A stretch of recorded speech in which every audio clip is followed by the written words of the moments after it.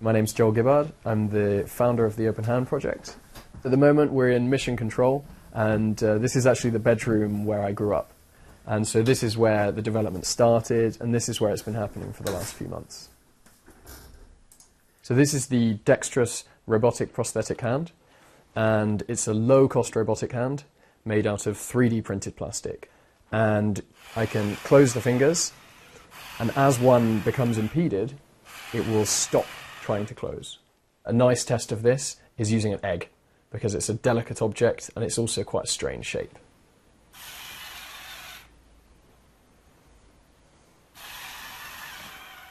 I've always been interested by the human hand, so from a robotics perspective, it's a very complex part of the human body. And I found, as a roboticist, I wanted to try and replicate that in a way that gave somebody comparable functionality. So we can demonstrate how this would work on an amputee, because I have the same muscles that an amputee would. They just wouldn't have the hand. So I can connect up the electrodes and then flex my arm like this, and then that can move the hand.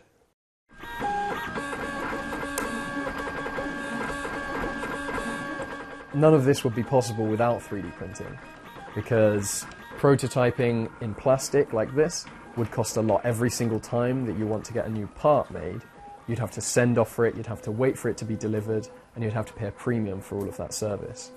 With a 3D printer, I could, for instance, come up with an idea, model it on the computer, print it and test it, all within the space of around 2 hours.